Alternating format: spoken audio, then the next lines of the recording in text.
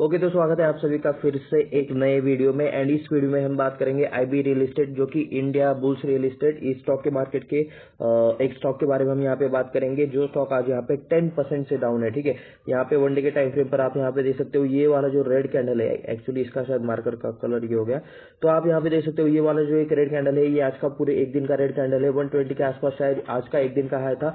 And यहाँ पे 108 के आसपास स्टॉक को आपको क्लोजिंग होते हुए देख सकते हो।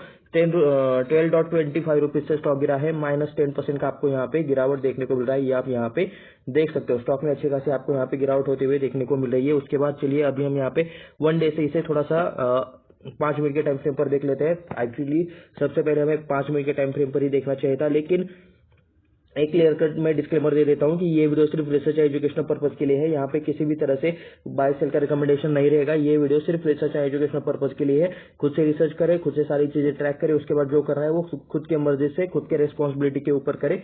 ये मैं आपको क्लियर कट डिस्क्लेमर दे देता हूँ। तो आप यहाँ पे देख सकते हो 120 के नीचे ही स्टॉक की आज ओपनिंग हुई। उसके बाद कंटिन्यूसली स्टॉक मतलब जैसे ही ओपन हुआ वहां से मतलब कल के क्लोजिंग के आसपास ओपन हुआ था। ये आप यहाँ पे देख सकते हो 120 के आसपास कल का क्लोजिंग था और स्टॉक ये थोड़ा सा गैप डाउन ओपन हुआ, अप्रोक्सीमेटली 119 के आसपास ओपन हुआ होगा, 119 या फिर 118 के आसपास। एंड वहां से कंटिन्यूसली इस शेयर में आप यहाँ पे फॉल हुआ है। ये आप यहाँ पे देख सकते हो, स्टॉक लिटरली 108 के लेवल के आसपास आकर यहाँ पे दिन भर कंसोलिडेट कर रहा था। ये भी चीज आपको यहाँ पे देखने को मिल रही है। आज का वॉल्यूम भी यहाँ पे आपको अच्छा खासा देखने को मिल रहा है। तो स्टॉक में आज गिरावट हुई है। और बाय द वे इसकी वजह क्या है, तो इनके मतलब इनका कुछ कंपनीज के साथ मर्जर होने वाला था। इंडिया बुल्स रियल एस्टेट के ये जो कंपनी है इनका और इनकी कुछ मतलब और कुछ कंपनीज थी, शायद 2 कंपनीज थी, उनके साथ इनका मर्जर होने वाला था, लेकिन वो अभी फाइनल नहीं हुआ है। एनसीएलटी में कुछ मामला चल रहा है इनसे रिलेटेड, मर्जर से रिलेटेड, एंड वो और डिले होते जा रहा है। और शायद अभी भी मतलब नेक्स्ट तारीख कुछ दी गई है, तो इस वजह से मतलब वो फिर से शायद डिले हो चुका है। तो इस वजह से स्टॉक में आज आपको गिरावट देखने को मिल रही है।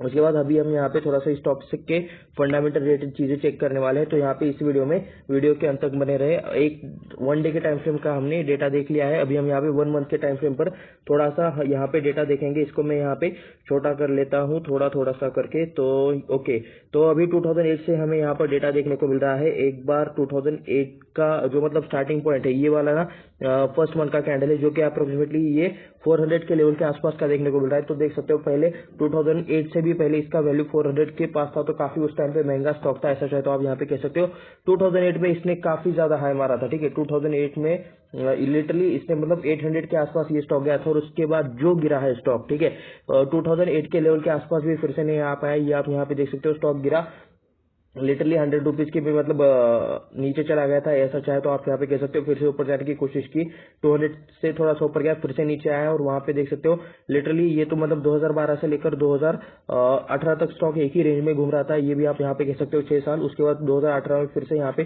थोड़ी सी तेजी बनी, उसके बाद फिर से स्टॉक नीचे, और अभी भी मतलब नीचे ही आपको काफी देखने को मिल रहा है। अभी आप बताओ अगर किसी ने मतलब इन लेवल्स के आसपास खरीदा होगा, ठीक है, किसी ने अगर 800 के आसपास खरीदा होगा और वो अभी भी होल्ड कर रहा होगा, कभी खरीदा होगा 2008 में, अगर किसी ने 800 के आसपास खरीदा होगा, तो हंसने वाली बात नहीं है एक्चुअली, तो क्योंकि मतलब उनका लिटरली अब तक पैसा ट्रैप हो चुका है, अब तक पैसे अटक चुके हैं, जहां पर मतलब ये पैसा किसी और स्टॉक में मतलब लगाकर काफी अच्छे खासे मल्टीबैगर रिटर्न्स मिल जाते हैं। यहाँ पे अच्छे खासे पैसे उनके ट्रैप हो चुके हैं, ऐसा चाहे तो आप यहाँ पे कह सकते हो। तो मैं किसी भी तरह से बाय सेल का रिकमेंडेशन नहीं दे रहा हूँ। हम बस इस स्टॉक से रिलेटेड, इस चार्ट से रिलेटेड जो कुछ डेटा हमारे सामने दिख रहा है उसके बारे में बात कर रहे हैं। तो और कुछ हम यहाँ पे फंडामेंटल चीजें भी चेक करेंगे। चलिए चलते हैं, नंबर चेक करते हैं इस कंपनी से रिलेटेड।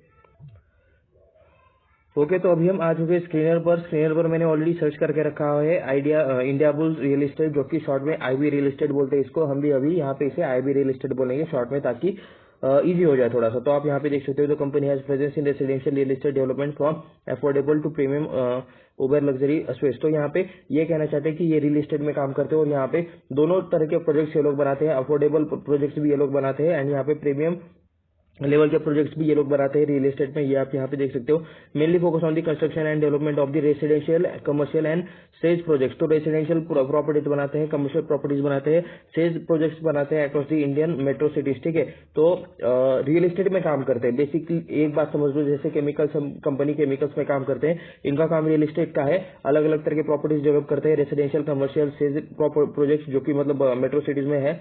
ये आप यहाँ पे पढ़ सकते हो। जियोग्राफिकली कंपनी स्ट्रेटेजिक फोकस की markets on MMR and NCR region. तो ये रीजन में कंपनी को ज्यादातर अपने प्रोजेक्ट डेवलप करने हैं, इन्हीं पर इनका ज्यादा फोकस है। तो ये आप यहाँ पे देख सकते हो, रियल एस्टेट रिलेटेड कंपनी है। एंड यहाँ पे 108 के आसपास प्राइस चला है, 10% का आपको यहाँ पे माइनस में देखने को मिल रहा है। आज का एक दिन का यहाँ पे 10% का फॉल आ चुका है। उसके बाद यहाँ पे कुछ एक चीजें जो मैं बताना चाहूंगा कि हम यहाँ पे इस वीडियो में इनका बिजनेस के बारे में भी डिटेल्स देखेंगे, इनकी वेबसाइट पर जाकर विजिट करेंगे एंड देखेंगे कि इन्होंने रियल एस्टेट में क्या क्या चीजें की हुई है अब तक की। ठीक है, तो हम यहाँ पे सिर्फ इस डेटा पर डिपेंडेंट नहीं रहेंगे, ये मैं आपको बोल रहा हूँ। तो मार्केट कैप देख सकते हो 5869 करोड़ के आसपास का मार्केट कैप देखने को मिल रहा है। तो मिड कैप कंपनी है, ऐसा चाहे तो आप यहाँ पे कह सकते हो। करंट इतनी भी बड़ी मिड कैप कंपनी नहीं है, स्मॉल कैप और मिड कैप के बीच में है, ऐसा भी चाहे तो आप यहाँ पे कह सकते हो। करंट प्राइस यहाँ पे 108 के आसपास का करंट प्राइस देखने को मिल रहा है। एक साल के अंदर का जो हाई है 129 के आसपास का एक साल के अंदर का हाई है, एंड एक साल के अंदर का लो 45 के आसपास आपको देखने को मिल रहा है। डिविडेंड यील्ड 0% का देखने को मिल रहा है। स्टॉक का पी देखने को ही नहीं मिल रहा है, तो हो सकता है कि स्टॉक यहाँ पे नेट प्रॉफिट नहीं हो रहा हो, नेट लॉस में कंपनी हो सकती है। ठीक है, आरओई भी आप यहाँ पे देख सकते हो माइनस में देखने को मिल रहा है, आरओसीई भी माइनस में है, -7.70%। तो मैक्स चांसेस है कि कंपनी प्रॉफिट में नहीं है। पी नहीं देखने को मिल रहा, तो यहाँ पे कंपनी लॉस में है, ऐसा चाहे तो कह सकते हो। फेस वैल्यू 2 के आसपास देखने को मिल रहा है, चाहे तो कंपनी में स्प्लिट या फिर बोनस एक्शन आ सकता है, लेकिन पहले कंपनी प्रॉफिटेबल तो बन जाए। तो अभी हम यहाँ पे थोड़ा सा पी रेशियो चेक करने आए हैं। लास्ट के 5 सालों का पी रेशियो हम यहाँ पे पी से रिलेटेड डेटा चेक करेंगे, उससे भी पुराना चेक कर सकते हैं, लेकिन करके क्या फायदा है। रिलेवेंट जो चीजें है वही हम यहाँ पे चेक करेंगे। तो देख सकते हो अप्रैल 2022 के बाद यहाँ पे ईपीएस कंटिन्यूसली आपको माइनस में देखने को मिल रहा है। पी तो बिल्कुल भी यहाँ पे इस एरिया में देखने को नहीं मिल रहा है, यानी कि कभी प्रॉफिट कभी लॉस यहाँ पे चलता रहता है। इस टाइम में कंपनी प्रॉफिट में थी, उससे पहले लॉस में थी, फिर से थोड़ा प्रॉफिट किया, फिर से लॉस, और उससे पहले यहाँ पे थोड़ा सा कंपनी आपको थोड़ी से प्रॉफिट में देखने को मिल रही है। मैं अगर यहाँ पे क्लिक करूँ तो आप यहाँ पे देख सकते हो 14 के आसपास का पी था और ईपीएस यहाँ पे 2.73 के आसपास था। एंड यहाँ पे अगर क्लिक करोगे तो आप यहाँ पे ईपीएस भी आपको माइनस में देखने को मिल रहा है, थोड़ा सा -0.3। यहाँ पे थोड़ा सा कंपनी प्रॉफिट में नहीं, ईपीएस 3.47 ही देखने को मिल रहा है, लेकिन पी देखने को नहीं मिल रहा। यहाँ पे फिर से ईपीएस माइनस में। एंड सबसे हाईएस्ट अगर लास्ट के 5 सालों में देखने को आप यहाँ पे देख सकते हो, तो देख सकते हो 1430 का पी। तो उस टाइम पे कितना स्टॉक भागा होगा ये आप यहाँ पे सोच सकते हो कि काफी छोटा सा प्रॉफिट हुआ होगा, एंड उस प्रॉफिट के मुकाबले यहाँ पे 1430 पर पी चला गया था लिटरली, और अभी यहाँ पे ये पी इतना डायरेक्टली कूल ऑफ हो गया। उसके बाद थोड़ा सा ये नीचे आ गया, स्टॉक का प्राइस भी उस टाइम पे गिर गया होगा, ऐसा चाहे तो चीजें हो सकती है। प्रॉफिट रिलेटेड यहाँ पे काफी वोलेटिलिटी देखने को मिल रही है, शायद कभी प्रॉफिट बहुत ज्यादा होता है, कभी बहुत कम हो जाता है, या फिर डायरेक्टली लॉस में चले जाते हैं। तो काफी अनस्टेबल पी देखने को मिल रहा है। अभी तो यहाँ पे पी है ही नहीं, अभी तो कंपनी लॉस में है, ये भी आप यहाँ पे देख सकते हो। उसके बाद चलिए अभी हम यहाँ पे नीचे चलते हैं, एंड प्रोज एंड कॉन्स में यहाँ पे कुछ चीजें लिखी है जो हम यहाँ पे चेक करेंगे। Reduce debt, almost debt free. तो कंपनी ने अपना कर्जा कम किया है, कंपनी अभी ऑलमोस्ट डेट फ्री है, ये यानी कि कर्ज मुक्त कंपनी है, ऑलमोस्ट कर्ज मुक्त कंपनी है, ऐसा चाहे तो आप यहाँ पे कह सकते हो। डेबिटर डेज इंप्रूव हुए हैं, जिस काम के लिए पहले 62 डेज लगते थे वो अभी 47 डेज में हो रहा है, यानी कि जो पैसा मार्केट से पहले आने के लिए 62 डेज लगते थे वो अभी 47 डेज में आ रहा है, ये आपको यहाँ पे देखने को मिल रहा है। कॉस्ट में अगर आप यहाँ पे देखोगे तो लो इंटरेस्ट कवरेज रेशियो, यानी कि इंटरेस्ट रिलेटेड कुछ यहाँ पे एडजस्टमेंट देखने को मिल सकते हैं हमें प्रॉफिट एंड लॉस स्टेटमेंट में, जो कि हम यहाँ पे नीचे चेक करेंगे। कंपनी ने पुअर सेल्स ग्रोथ दिखाई है लास्ट के 5 सालों में, -33.5% के आसपास का आपको यहाँ पे पुअर सेल्स ग्रोथ देखने को मिल रहा है। कंपनी का रिटर्न ऑन इक्विटी आप यहाँ पे देख सकते हो, लास्ट के 3 सालों में रिटर्न ऑन इक्विटी आपको माइनस में देखने को मिल रहा है, -5.12% के आसपास। ये भी थोड़ी सी नेगेटिव पॉइंट है। सेल्स ग्रोथ तो एटलीस्ट बढ़नी चाहिए थी, सेल्स ग्रोथ पर पूरा का पूरा बिजनेस डिपेंड रहता है, तो सेल्स ग्रोथ यहाँ पे माइनस में आपको देखने को मिल रही है, जो कि काफी डेंजरस चीज है। वर्किंग कैपिटल डेज इंक्रीज, ठीक है, जिस काम के लिए पहले 1400 डेज लगते थे वो काम अभी 2198 डेज में कंप्लीट हो रहा है, यानी कि 1400 डेज लगते थे वो काम अभी 2198 डेज, यानी कि आप कैलकुलेट करो कितने साल हो रहे हैं ये। ठीक है, अगर 365 के अप्रोक्स हम एक भी पकड़ लेते हैं तो यहाँ पे लिटरली 7 साल आपको यहाँ पे लग रहे हैं। अगर इनका जो कुछ काम अभी ना रियल एस्टेट के ऐसा ही रहता है, रियल एस्टेट का अगर कोई एक प्रोजेक्ट डिक्लेयर कर देते हैं तो उसको कंप्लीट होने के लिए 4-5 साल तो कम से कम इजी लग जाते हैं उनसे रिलेटेड सारी चीजें कंप्लीट होने के लिए। तो यहाँ पे कंपनी को 7 सालों का वक्त लग रहा है उनके नॉर्मल ऑपरेशंस को कंप्लीट करने के लिए। 7 साल ये काफी लंबा टाइम रहता है, और वही पहले ये कंपनी वही काम 1400 डेज में करती थी। तो अप्रोक्सीमेटली कह सकते हो कि 5 सालों में 4.5 या फिर 5 सालों में कंपनी पहले ये काम करती थी, तो अभी उसके लिए और 2 साल 2.5 साल एक्स्ट्रा लग रहा है। तो ये आप यहाँ पे देख सकते हो, काफी इनके प्रोसेस स्लो हो चुके हैं। जितना जल्दी कंपनी फास्ट काम करेगा उतना उनका पैसा सेव होता है, पैसों का रोटेशन ज्यादा होता है, तो ये भी चीजें इम्पैक्ट करती है। रियल इस्टेट सेक्टर में इनका कंपैरिजन होगा कंस्ट्रक्शन में, तो यहाँ पे देख सकते हो रियलिटी सेक्टर, कंस्ट्रक्शन इंडस्ट्री। सबसे पहला यहाँ पे प्लेयर, अभी सबसे बड़ा प्लेयर डीएलएफ देखने को मिल रहा है 2,04,087 करोड़ के मार्केट कैप के साथ। यहाँ पे सबसे ज्यादा मार्केट कैप अभी डीएलएफ का चल रहा है। पी देखोगे तो 85 के आसपास पी देखने को मिल रहा है। आईबी रियल एस्टेट का पी है ही नहीं, तो कहाँ से किस लेवल पर कंपेयर करें। एंड लास्ट क्वार्टर में देख सकते हो -38 करोड़ का इन्होंने लॉस किया है, तो यहाँ पे इस वजह से इनका पी देखने को नहीं मिल रहा है। 38 करोड़ का इन्होंने लॉस किया। बाकी के सारे मेंबर्स आपको यहाँ पे पॉजिटिव देखने को मिल जाएंगे। सारे मेंबर्स ने लास्ट के मतलब क्वार्टर में प्रॉफिट किया और यही है जो लॉस करे। उसके बाद गोदरेज प्रॉपर्टीज का भी नाम देखने को मिल रहा है। 88 के आसपास पी है। डिविडेंड जीरो देखने को मिल रहा है। 59,124 करोड़ के आसपास का इनका मार्केट कैप है। Oberoi realty, Phoenix mall, Prestige state और बाकी सारे सिग्नेचर ग्लोबल का भी आप चाहे तो यहाँ पे नाम पढ़ सकते हो। हमने मतलब यहाँ पे पी देखने को नहीं मिल रहा है, तो इसलिए हम यहाँ पे कंपेयर नहीं कर सकते। उसके बाद चलिए अभी हम यहाँ पे थोड़ा सा नीचे चलते हैं। क्वार्टरली रिजल्ट में हमें यहाँ पे कुछ चीजें चेक करनी है। तो क्वार्टरली रिजल्ट में आप यहाँ पे देख सकते हो दिसंबर 2020 में 722 करोड़ के आसपास का सेल होता था, वो 732 करोड़ हो गया। उसके बाद वो 520 करोड़ हो गया। ओके, सेल्स में आपको गिरावट देखने को मिल रही है। 323 करोड़ हो गया, 253 करोड़ हो गया, 152 करोड़ हो गया, 194 करोड़ हो गया। कंटिन्यूसली गिरावट है सेल्स में, ठीक है, कंटिन्यूसली सेल्स गिरते हुए देखने को मिल रहे हैं। सितंबर 23 में 96 करोड़ का सेल हो गया था। 196 से डायरेक्टली 100 करोड़ माइनस चले गए थे। एंड अभी यहाँ पे 101 करोड़ के आसपास का दिसंबर 23 का यहाँ पे आप देख सकते हो। तो सेल्स में तो कंटिन्यूसली गिरावट है, काफी ये बुरी बात है। यहाँ पे कंपनी को जिस चीज से पैसा आता है, जहां से मतलब कंपनी पैसा कमाती है, वही से यहाँ पे आपको कंपनी कंटिन्यूसली सेल्स ग्रोथ में यहाँ पे माइनस में जाते हुए देखने को मिल रही है। तो सेल्स खत्म होते जा रहा है, लिटरली कम होते जा रहा है। डेंजरस वाली बात है ये, ठीक है। तो यहाँ पे हम एक क्वार्टर का हम यहाँ पे पूरा एनालिसिस करके देखेंगे। दिसंबर 2023 में 101 करोड़ इन्होंने कमाए। एंड उसे कमाने के लिए खर्चा कितना किया? 134 करोड़, ठीक है। 101 करोड़ कमाने के लिए 134 करोड़ का खर्चा किया। एक्सपेंसेस ज्यादा है, तो यहाँ पे लॉस हुआ कंपनी को। 33 करोड़ का इन्होंने लॉस किया। ऑपरेटिंग प्रॉफिट मार्जिन -33%, क्योंकि प्रॉफिट नहीं आया है, लॉस आया। ऑर्डर इनकम देख सकते हो आप यहाँ पे 11 करोड़ के आसपास का ऑर्डर इनकम आपको यहाँ पे देखने को मिल रहा है। बाय द वे यहाँ पे मतलब जून 23 के क्वार्टर में आप यहाँ पे देख सकते हो -616 करोड़ का इन्होंने मतलब कुछ लायबिलिटी उस टाइम पे एडजस्ट किया है। ऑर्डर इनकम में यहाँ पे देख सकते हो 616 करोड़ का यहाँ पे कुछ लॉस हुआ है, ठीक है, आया नहीं है, यहाँ से इनसे कुछ गया है, ठीक है। तो ये वाला भी एक एडजस्टमेंट आप यहाँ पे देख सकते हो, बड़ा वाला एडजस्टमेंट आपको देखने को मिल रहा है। तो काफी लॉस में कंपनी आपको ये देखने को मिल रही है। अलग अलग तरह के एडजस्टमेंट देखने को मिल रहे हैं। लॉस वाली कंपनी रहेगी ना, तो उसमें आपको हमेशा ऐसा एडजस्टमेंट ही हमेशा ज्यादातर देखने को मिल जाएंगे। पहले कंपनी शायद कुछ टाइम के लिए प्रॉफिट बनाती थी, उसके बाद तो मतलब लॉस, एक बार प्रॉफिट, फिर से लॉस, तो काफी यहाँ पे थोड़ा सा दिक्कत वाला चीज देखने को मिल रहा है।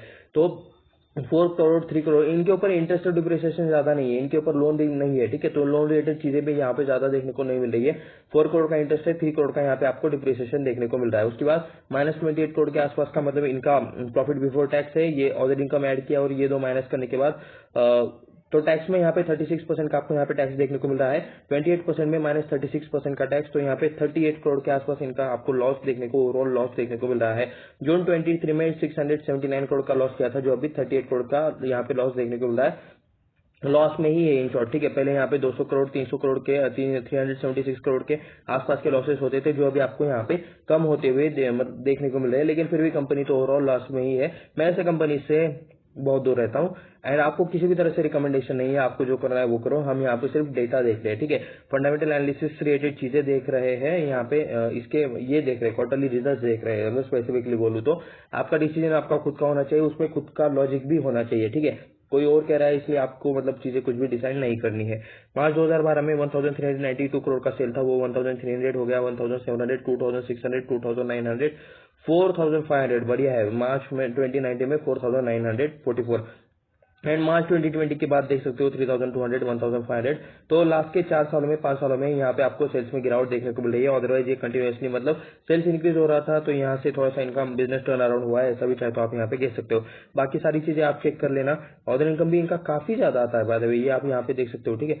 मैं थोड़ा सा क्लियर, 229 करोड़ का ऑर्डर इनकम, 278 करोड़ का ऑर्डर इनकम, तो मतलब ये ऑर्डर इनकम 518 करोड़ का ऑर्डर इनकम मार्च 2017 में। तो ये भी एक चेक करने वाली बात है। यहाँ पे हमें कंपनी के जब भी रिपोर्ट्स आए, रिजल्ट आए, तो उस टाइम पे हम चेक करेंगे कि इनके मतलब रिजल्ट रिलेटेड चीजें चलती क्या है, यहाँ पे ऑर्डर इनकम इतना ज्यादा कैसे आ सकता है। उसके बाद हम यहाँ पे डायरेक्टली नेट प्रॉफिट देखेंगे। 158 करोड़ का प्रॉफिट था 2012 में, वो 156 करोड़ हो गया, 200 करोड़, 271 करोड़, 321, 357, और 2018 में 360 करोड़ का प्रॉफिट, तो हाईएस्ट है इनका अभी यहाँ पे जो मैं थ्रू 2080 का देख रहा हूँ, तो हाईएस्ट प्रॉफिट उन्होंने उस टाइम पे किया था। उसके बाद 504 करोड़ का प्रॉफिट, 121 करोड़ का प्रॉफिट, मार्च 21 में 5 करोड़ का प्रॉफिट।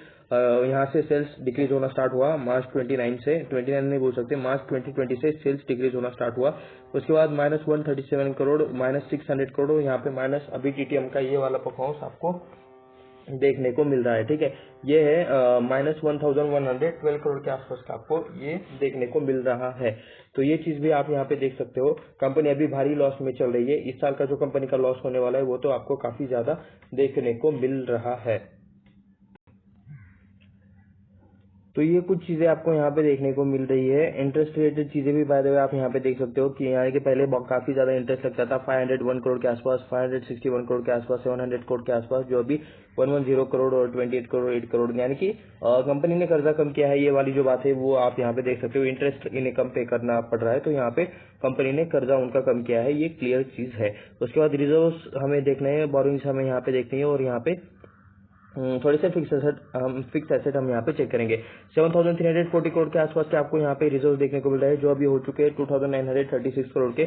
तो रिजर्व्स पे आपको मतलब कंटिन्यूसली कम होते हुए देखने को मिल रहे हैं। रिजर्व्स में यहाँ पे आपको गिरावट होती हुई देखने को मिल रही है। लॉन्ग टर्म बोरिंग पहले 1,889 करोड़ के आसपास का कर्जा था, काफी ज्यादा कर्जा कंपनी के ऊपर था। 6,917 करोड़, 7,492 करोड़ का हाईएस्ट आपको मार्च 2017 में कर्जा देखने को मिल रहा है, एंड वो कर्जा भी 138 करोड़ के आसपास बचा है, ये आप यहाँ पे देख सकते हो। शॉर्ट टर्म बोरिंग यहाँ पे 127 करोड़ के आसपास है, जो कि शॉर्ट टर्म में एक साल के अंदर सेटलमेंट करना रहता है, तो वो उस हिसाब से चलती रहती है। उसके बाद हम यहाँ पे थोड़ा सा नीचे जाएंगे। फिक्स एसेट देख सकते हो यहाँ पे 324 करोड़ के यहाँ पे फिक्स एसेट पहले देखने को मिलते थे, जो अभी 78 करोड़ के हो चुके हैं। तो कंपनी शायद अपने एसेट बेच रही है, अपने एसेट बेचकर पैसा चुकाया जा रहा है, ऐसा भी चाहे तो यहाँ पे हो सकता है। ये चीज आपको यहाँ पे देखने को मिल रही है। बिल्डिंग कंपनी के पास 35 करोड़ के आसपास है, जो कि पहले कितना था यहाँ पे बाय द वे बीच में 92 करोड़ के आसपास था, पहले तो सिर्फ 1.60 करोड़ के आसपास था। लैंड यहाँ पे पहले 71 करोड़ के आसपास का था, जो अभी 0 करोड़ का हो चुका है। प्लांट मशीनरी अभी 27 करोड़ के आसपास का है, जो पहले 42 करोड़ का था। Ship vessel 0.79 crore, equipment 0.70 crore, computers 4.27 crore, vehicles 3.97 crore. यहाँ पे कुछ बाकी की सारी चीजें चाहे तो आप यहाँ पे कंपेयर कर सकते हो। उसके बाद चलिए अभी हम यहाँ पे थोड़ा सा बाकी की चीजें चेक कर लेते हैं। शेयर होल्डिंग पैटर्न हमें यहाँ पे मेजरली चेक करना है, तो आप यहाँ पे देख सकते हो प्रमोटर्स यहाँ पे पहले 50% यहाँ पे प्रमोटर्स थे, तो अभी प्रमोटर्स डायरेक्टली गायब हो चुके हैं, प्रमोटर्स है ही नहीं, ऐसा चाहे तो आप यहाँ पे कह सकते हो। प्रमोटर्स ने धीरे धीरे करके अपना पूरा का पूरा माल बेच दिया है। एफआईएस पहले 18% है, जो अभी यहाँ पे है 23% के आसपास। डीआईएस पहले 2.72% है, जो यहाँ पे 1.78% है। और सबसे ज्यादा कौन मालिक है यहाँ पे? प्रमोटर्स ने जितना भी बेचा ना उसमें से मैक्सिमम पब्लिक ने खरीदा है। पब्लिक पहले 28% थी, जो बाद में 37% हो गई, उसके बाद 32%, 55%, 69%, 76%, 77, 75%। पब्लिक ना 100% भी लेने के लिए तैयार रहेगी, अगर मतलब ये बाकी के भी मतलब एफआईआर और बाकी सारे बेचने लगे तो। एक बार हम यहाँ पे ये चेक कर लेते कि प्रमोटर्स में किसका नाम देखने को मिल रहा है, क्योंकि प्रमोटर्स में जो नाम देखने को मिलेगा वही यहाँ पे मतलब रहेगा बोर्ड ऑफ डायरेक्टर्स में। ठीक है, मैक्सिमम चांसेस रहते हैं कि उन्हीं का नाम आपको बोर्ड ऑफ डायरेक्टर्स में देखने को मिल जाएगा। यह जी इंफ्रालैंड्स प्राइवेट लिमिटेड, इनके पास पहले होल्डिंग थी जो अभी नहीं है। Jaystha infrastructure private limited, SG डेवबिल private limited, Kritika infrastructure private limited, Dahlia infrastructure private limited, Sameer Gehlot ऐसा कुछ नाम है। उसके बाद काफी सारे आपको नेम्स देखने को मिल रहे हैं, चाहे तो आप यहाँ पे पढ़ सकते हो। मैक्सिमम कंपनीज के नाम है, और यहाँ पे सिर्फ एक नाम समीर गहलोत, ये इनका एक पर्सन का नाम देखने को मिल रहा है। इनके बारे में डिटेल्स चाहिए तो इनके वेबसाइट पर भी, मतलब इनका जो कंपनी का वेबसाइट है उसमें भी शायद इनके बारे में डिटेल्स मिल जाएंगे बोर्ड ऑफ डायरेक्टर्स में। अदरवाइज लिंक्डइन पर आप इन्हें सर्च कर सकते हो। लिंक्डइन पर आपको काफी चीजें मिल जाती है, क्वालिफिकेशन क्या है, एजुकेशन क्या है, जॉब रोल क्या था, और बाकी की सारी चीजें आपको मिल जाएगी। एफआईआर में चलिए देख लेते हैं यहाँ पे अपना कौन अपना हिस्सा कम ज्यादा करता रहता है। तो ये आप यहाँ पे देख सकते हो, ये है कुछ बेली गिफर्ड पैसिफिक फंड है, सब फंड ऑफ बेली, ये कुछ है नाम जिनके पास 5.69% का है। Morgan Stanley Asia, Morgan Stanley tie, okay काफी नेम है। ठीक है, नोमुरा का भी नाम देखने को मिला है, नोमुरा सिंह आपको। तो स्विस फाइनेंस का भी आपको यहाँ पे नेम देखने को मिल रहा है। पैसिफिक ओरिजिन इन्वेस्टमेंट का भी आपको यहाँ पे नेम देखने को मिल रहा है। मेरी लिंच मार्केट सिंगापुर, ये भी आपको यहाँ पे मतलब नेम देखने को मिल रहा है। Morgan Stanley, Citigroup, college retirement equities, UBS Principal, BNP, तो ऐसे आपको अलग अलग नेम्स देखने को मिल रहे हैं। तो बाकी भी आप यहाँ पे देख सकते हो काफी नेम्स है। क्रेडिट स्विस का भी नाम देखने को मिल रहा है। ये सारे अपना हिस्सा यहाँ पे कम ज्यादा करते रहते हैं, तो ये चीज आप यहाँ पे देख सकते हो। तो उसके बाद चलिए अभी हम यहाँ पे थोड़ा सा कुछ एक्स्ट्रा चीजें चेक कर लेते हैं। बाद में प्रमोटर्स है ही नहीं है स्टॉक में, ठीक है। तो प्रमोटर्स ने माल बेचा है, एफआई ने थोड़ा सा खरीदा है, लेकिन वो कब बेच के चली जाएंगी किसी को पता नहीं रहता। पब्लिक के पास बहुत सारा है। पब्लिक में अगर हम देखें, ठीक है, तो कुछ embassy property development private limited, इनके पास मतलब कुछ हिस्सा था। एम्बेसी रियल्टी वेंचर्स के पास कुछ हिस्सा था, एंड कुछ काफी सारे नेम्स देखने को मिल जाएंगे आपको यहाँ पे। क्या मैं मतलब जो नेम मैं ढूंढ रहा हूँ क्या वो हमें देखने को मिल जाएगा? जी हाँ, आप यहाँ पे देख सकते हो राकेश झुंझुनवाला का भी आपको यहाँ पे हिस्सा पहले देखने को मिलता था।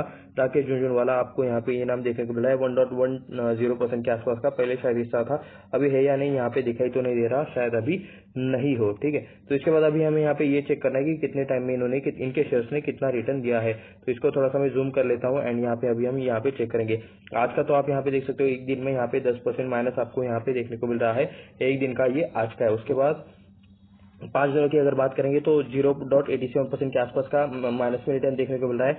एक महीने की बात करोगे तो -10% के आसपास का है। 6 महीने की बात करोगे तो 35.67% के आसपास का है लास्ट के 6 महीने का रिटर्न। एक साल के यानी कि इस साल की स्टार्टिंग से अगर आप यहाँ पे बात करोगे तो 23.46% के आसपास का रिटर्न है।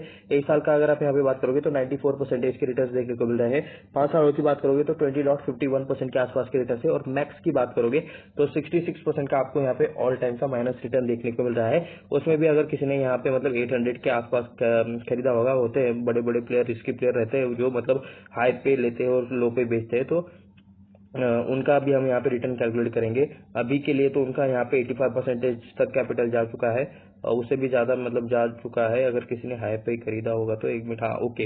एंड अगर मतलब यहाँ पे कहीं पर तो निकलने का मौका मिला होगा, एक टाइम पे इनका मतलब 90% भी कैपिटल जा चुका था, ठीक है। तो अगर हाईएस्ट किसी का इसमें नुकसान हो चुका होगा तो 90%, 94 ऐसा मतलब कुछ भी हो सकता है। तो जिस किसी ने हाई पे लिया है तो भाई उनका तो मतलब ये कल्याण हो चुका है, काफी ज्यादा कैपिटल वाइप आउट हो चुका है, वाइप आउट हो चुका है। एंड अभी मतलब ये जो लेवल है वो भी यहाँ पे काफी रिस्की देखने को मिल रहे हैं, क्योंकि कंपनी ओवरऑल लॉस में है, ठीक है। कंपनी लॉस कम कर रही है लेकिन एसेट भी कम हो रहे हैं, एंड प्रमोटर्स की हिस्सेदारी भी यहाँ पे नहीं है। फंडामेंटल जो चीजें होनी चाहिए वो तो मुझे यहाँ पे देखने को नहीं मिल रही है। इनके वेबसाइट पर जाने की कोशिश करते हैं, एक डिस्क्लेमर पहले ही आ गया है। और तो क्या है, वेबसाइट और रिप्रेजेंटेटिव, ये कुछ चीजें ऑल डायमेंशन मेंशन, तो भाई आई एग्री कर देता हूँ, ठीक है। इनकी वेबसाइट देखनी है तो हमें मतलब ये देखना पड़ेगा। उसके बाद क्या है, ये इनके प्रोजेक्ट है, ठीक है। प्रेजेंटिंग ये ब्लू स्टेट क्लब वर्ल्ड तो मास्टरपीस, तो ये इनका कुछ प्रोजेक्ट है। उसके बाद नेक्स्ट कर लेते हैं, क्या कुछ आएगा? जी नहीं, यहाँ पे बस 2 ही चीजें देखने को मिल रही है। रेसिडेंशियल में आप यहाँ पे देख सकते हो इंडिया बुल्स, डेफल्स टावर्स, कुछ अगर सॉरी अगर मैंने गलत प्रोनाउंस किया है तो, लेकिन आप यहाँ पे समझ लो। मुंबई में आपको ज्यादातर इनका काम देखने को मिल रहा है। गोल्फ सिटी देखने को मिल रहा है, इंडिया बुल्स पार्क देखने को मिल रहा है, India bulls blue state and club, ये भी मुंबई में है। अलग अलग इनके प्रोजेक्ट्स है, चाहे तो इन पर मतलब क्लिक करके आप चेक कर सकते हो। मैं यहाँ पे कमर्शियल पर क्लिक करना चाहूंगा एंड उसके बाद दिल्ली एनसीआर पर क्लिक करना चाहूंगा। तो 109 गुड़गांव में इनका एक प्रोजेक्ट है, उसके बाद 109 गुड़गांव में और एक प्रोजेक्ट है, या फिर दोनों सेम ही देखने को मिल रहे हैं कमर्शियल प्रोजेक्ट्स में, ठीक है। ये दिल्ली एनसीआर का अभी यहाँ पे वडोदरा का चेक करते हैं, तो वडोदरा में कुछ है, वन इंडिया बुल्स वडोदरा, उसके बाद मेगा मॉल, उसके बाद फिर से मेगा मॉल, तो ये कुछ इनके प्रोजेक्ट्स है जो चल रहे हैं। सेज में अगर हम यहाँ पे महाराष्ट्र पर क्लिक करें तो इंडिया बुल्स न्यू सिटी, ये आपको इनका प्रोजेक्ट देखने को मिल रहा है। तो चलिए नीचे चलते हैं, ये थोड़ा सा कुछ इमेज है। यहाँ पे मैं नेक्स्ट पर क्लिक कर लेता हूँ। कंपनी न्यूज एंड अनाउंसमेंट, इसमें आप यहाँ पे चीजें देख सकते हो, शेयर प्राइस रिलेटेड चीजें भी देख सकते हो, रिपोर्ट एंड अपडेट, ये चीजें तो हम यहाँ पे देखते ही है। क्वार्टरली रिजल्ट पर तो हम यहाँ पे कंटिन्यूसली चेक करते ही करते हैं। रेसिडेंशियल प्रोजेक्ट इन मुंबई, इन पनवेल्स, साउरोली, तो काफी यहाँ पे इनके रेसिडेंशियल प्रोजेक्ट काफी ज्यादा देखने को मिल रहे हैं। होम लोन स्टाइल में, ये तो मतलब बाकी का हुआ। अभी यहाँ पे 2 ही चीजें हमें यहाँ पे चेक करें, companies overview project, board of directors पे मैं यहाँ पे क्लिक करना चाहूंगा, होता है क्या? ओके, हो तो गया कंपनी के मतलब बोर्ड ऑफ डायरेक्टर्स पर क्लिक। तो ये आप यहाँ पे देख सकते हो, mister KG Krishnamurthy, non executive chairman and independent director. Executive director desk पर हम यहाँ पे पहले चलते हैं, क्योंकि हमें देखना है एग्जीक्यूटिव डायरेक्टर डेस्क पर यहाँ पे कौन है, किसका मैसेज हमें यहाँ पे देखने को मिलता है। तो क्या यहाँ पे कुछ लोड हो रहा है? एक्चुअली कुछ भी लोड नहीं हो रहा है, तो ठीक है। और कंपनी पर भी एक बार हम यहाँ पे क्लिक करके देखेंगे। बिल्डिंग लैंडमार्क एडिफिसेस ऐसा कुछ लिखा है, सॉरी मैंने गलत प्रोनाउंस किया होगा वर्ड को तो। and company is mission delivered to value creating space and endeavors Prismos philosophy. India Bulls Real Estate one of the largest real estate company, gross development value 32,189 crore, उसका नेट वर्थ 7,090 करोड़ के आसपास का इनका net worth देखने को मिल रहा है मार्च 31 2018 के हिसाब से। काफी ओल्ड डेटा आपको यहाँ पे देखने को मिल रहा है। 2588 एकर्स का यहाँ पे स्टेज लैंड है नासिक में, महाराष्ट्र में, ये भी आप यहाँ पे देख सकते हो। तो IB real estate assign credit rate AA- for long term day, okay, highest, one of the highest in the industries. Rating में इनको मतलब ज्यादा कुछ रेटिंग बढ़िया नहीं मिली है, शायद ये AA- है, ठीक है। AA+ होना चाहिए था, AAA+ होना चाहिए था, वो वाली रेटिंग शायद बढ़िया रेटिंग रहती है। यहाँ पे AA- आपको यहाँ पे रेटिंग देखने को मिल रही है इनका। उसके बाद हम यहाँ पे डायरेक्टली बोर्ड ऑफ डायरेक्टर्स के नेम्स पर आते हैं। यहाँ पे इमेज तो देखने को नहीं मिल रही है। कैट के ऊपर क्लिक करने के बाद ओके आ रहा है, इनके रिलेटेड डिटेल्स आ रहा है। तो यह mister KG Krishnamurthy non executive chairman and independent director है, ये इस रिलेटेड डिटेल्स आप यहाँ पे देख सकते हो। IIT खड़गपुर के ये एलुमनी आपको यहाँ पे देखने को मिले। Mister Sachin Shah executive director, Javed Tapiya independent director. तो ये कुछ बाकी के भी सारे नेम्स है, जो चाहे तो आप यहाँ पे चेक कर सकते हो। तो ये आप यहाँ पे देख सकते हो। मैं यहाँ पे फिर से स्क्रीन पर आ जाता हूँ। इससे स्टॉक से रिलेटेड हमने कुछ डेटा देखा है। तो ये किसी भी तरह से बाय सेल का रिकमेंडेशन नहीं है, ये मैं आपको क्लियरली सबसे पहले मतलब याद दिला देता हूँ, फिर से याद दिला देता हूँ। आपको खुद से स्टडी करनी चाहिए, खुद के डिसीजन खुद लेने चाहिए, उसके बाद ही जो करना है वो करना चाहिए। तो ये वीडियो सिर्फ रिसर्च और एजुकेशनल पर्पज के लिए था, ये मैं आपको यहाँ पे बता देता हूँ। तो ऐसे ही और वीडियोस देखने के लिए चैनल को सब्सक्राइब करें, वीडियो को लाइक करें, अपने दोस्तों के साथ शेयर भी करें। मिलते हैं नेक्स्ट वीडियो में, धन्यवाद।